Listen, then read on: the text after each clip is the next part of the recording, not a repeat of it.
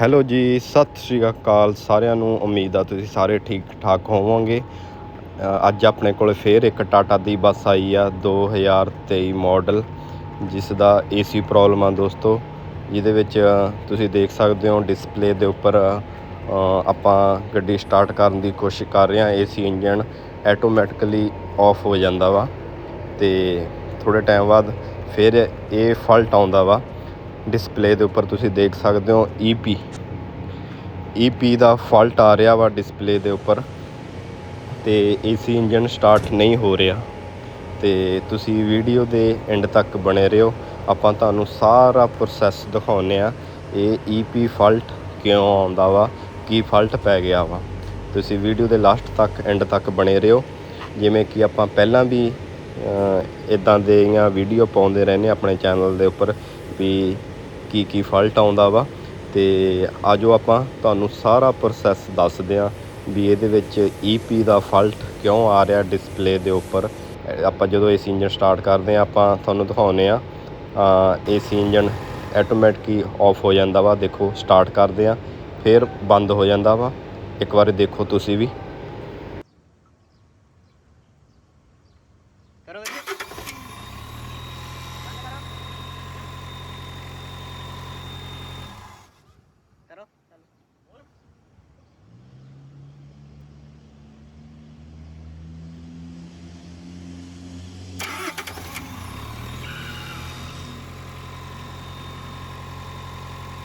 ਜਿਵੇਂ ਕਿ ਦੋਸਤੋ ਤੁਸੀਂ ਦੇਖਿਆ ਵਾ AC engine automatic he of ਹੋਈ ਜਾਂਦਾ ਵਾ।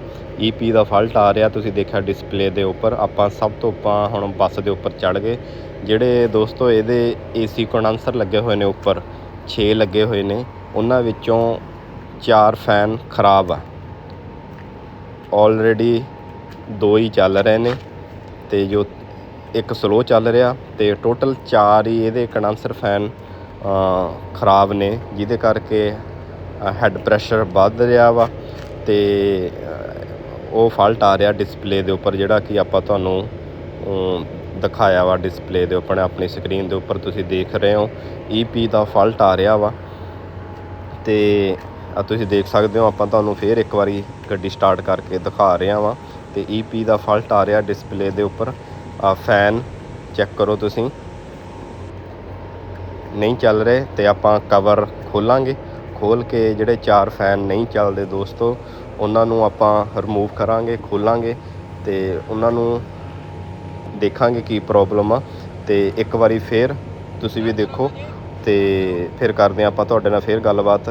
ਦੇਖੋ ਫੈਨ 2 ਹੀ ਚੱਲ ਰਹੇ ਨੇ, ਤੀਸਰਾ ਜੋ ਬਹੁਤ ਸਲੋ ਚੱਲ ਰਿਹਾ। ਟੋਟਲ 4 ਫੈਨ ਹੀ ਇਹਦੇ ਖਰਾਬ ਨੇ, ਅਤੇ ਇੱਕ ਵਾਰੀ ਤੁਸੀਂ ਦੇਖੋ।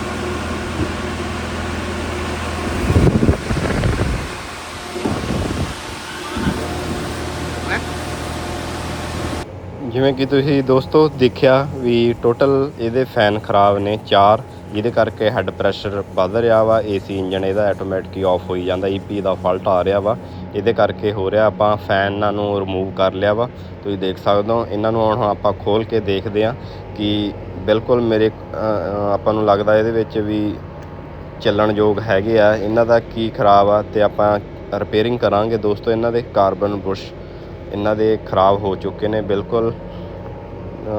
ਘਸ ਚੁੱਕੇ ਨੇ ਤੇ ਆਪਾਂ ਇਹਨਾਂ ਨੂੰ ਖੋਲਾਂਗੇ, ਮੋਟਰਾਂ ਨੂੰ ਇੱਕ ਇੱਕ ਨੂੰ ਮੋਟਰ ਨੂੰ ਖੋਲ ਕੇ ਰਿਪੇਅਰ ਕਰਾਂਗੇ। ਇਹੀ ਆਪਾਂ, ਕਿਉਂਕਿ ਇਹ ਓਰੀਜਨਲ ਫੈਨ ਨੇ ਟਾਟਾ ਬੱਸ ਦੇ, ਆਪਾਂ ਇਹਨਾਂ ਨੂੰ ਹੀ ਰਿਪੇਅਰ ਕਰਾਂਗੇ, ਕਿਉਂਕਿ ਜੇ ਮੋਟਰਾਂ ਜਾਮ ਹੁੰਦੀਆਂ ਤਾਂ ਆਪਾਂ ਚੇਂਜ ਕਰ ਸਕਦੇ ਹਾਂ। ਤੇ ਇਹੀ ਰਿਪੇਅਰ ਤੁਸੀਂ ਆਹ ਦੇਖ ਸਕਦੇ ਹੋ ਸਕਰੀਨ ਦੇ ਉੱਪਰ, ਆਪਾਂ ਇੱਕ ਮੋਟਰ ਖੋਲੀ ਆ, ਇਹਦੇ ਵਿੱਚ ਬਹੁਤ ਜ਼ਿਆਦਾ ਜੋ ਕਾਰਬਨ ਬੁਰਸ਼ ਆ ਨਾ, ਬਹੁਤ ਜ਼ਿਆਦਾ ਡਸਟ ਆ, ਕਚਰਾ ਕਾਰਬਨ ਬੁਰਸ਼ ਤੁਸੀਂ ਚੈੱਕ ਕਰ ਸਕਦੇ ਹੋ, ਬਿਲਕੁਲ ਘਸ ਚੁੱਕੇ ਆ। ਤੇ ਆਪਾਂ ਇਹਨਾਂ ਮੋਟਰ ਨੂੰ ਕਲੀਨ ਕਰਕੇ ਨਵੇਂ ਕਾਰਬਨ ਬੁਰਸ਼ ਇਹਨਾਂ ਦੇ ਵਿੱਚ ਫਿਕਸ ਕਰਾਂਗੇ ਤੇ ਚਾਰ ਦੀਆਂ ਚਾਰੇ ਮੋਟਰਾਂ ਨੂੰ ਆਪਾਂ ਆਪ ਖੁਦ ਰਿਪੇਅਰ ਕਰਾਂਗੇ, ਨਵੇਂ ਕਾਰਬਨ ਬੁਰਸ਼ ਇਹਨਾਂ ਵਿੱਚ ਪਾਵਾਂਗੇ ਤੇ ਸਾਰੇ ਆਲਰੇਡੀ ਕੰਪਲੀਟ ਹੋ ਚੁੱਕਿਆ ਆਪਣਾ ਕੰਮ। ਮੋਟਰਾਂ ਨੂੰ ਆਪਾਂ ਪ੍ਰੋਪਰ ਜਿਸ ਤਰ੍ਹਾਂ ਖੋਲ੍ਹਿਆ ਸੀਗਾ ਫਰੇਮ ਦੇ ਵਿੱਚ ਕੰਡੈਂਸਰਾਂ ਦੇ ਉੱਪਰ, ਇਹਨਾਂ ਨੂੰ ਕੰਡੈਂਸਰਾਂ ਨੂੰ ਚੰਗੀ ਤਰ੍ਹਾਂ ਕਲੀਨ ਕਰਕੇ ਆਪਾਂ ਮੋਟਰਾਂ ਫਿਕਸ ਕਰ ਦਿੱਤੀਆਂ। ਇੱਕ ਵਾਰੀ ਤੁਸੀਂ ਵੀ ਚੈੱਕ ਕਰੋ। ਤੇ ਆਪਾਂ ਹੁਣ ਗੱਡੀ ਸਟਾਰਟ ਕਰਕੇ ਚੈੱਕ ਕਰ ਰਹੇ ਹਾਂ, ਇੱਕ ਵਾਰੀ ਚੈੱਕ ਕਰੋ, ਦੇਖੋ ਚੱਲ ਰਹੀਆਂ ਨੇ।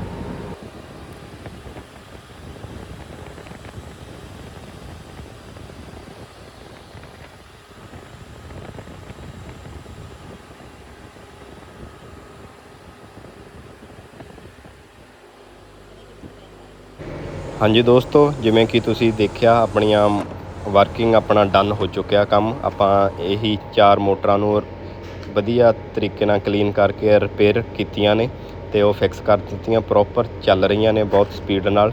ਤੇ ਆਪਾਂ ਸਾਰਾ ਕੁਝ ਕਲੋਜ਼ ਕਰਤਾ, ਕਵਰ ਵਗੈਰਾ ਉੱਪਰ ਪ੍ਰੋਪਰ ਕਲੋਜਿੰਗ ਕਰ ਦਿੱਤੀ ਆ। ਸਾਰਾ ਕੁਝ ਜਿਸ ਤਰ੍ਹਾਂ ਖੋਲ੍ਹਿਆ ਸੀ ਕਵਰ ਵਗੈਰਾ ਸਾਰਾ ਉਸੇ ਤਰ੍ਹਾਂ ਵਧੀਆ ਤਰੀਕੇ ਨਾਲ ਵੈਪਰੇਟ ਐਂਡ ਕੰਡੈਂਸਰਾਂ ਨੂੰ ਕਲੀਨ ਕਰਕੇ ਤੇ ਹੁਣ ਆਪਾਂ ਕਰਦੇ ਹਾਂ AC ਇੰਜਨ ਸਟਾਰਟ।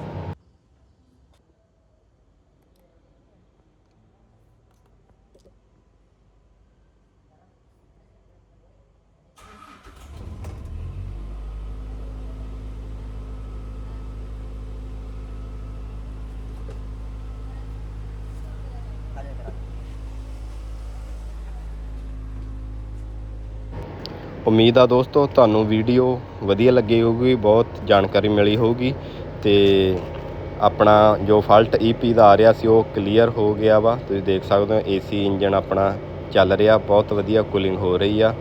ਧੰਨਵਾਦ।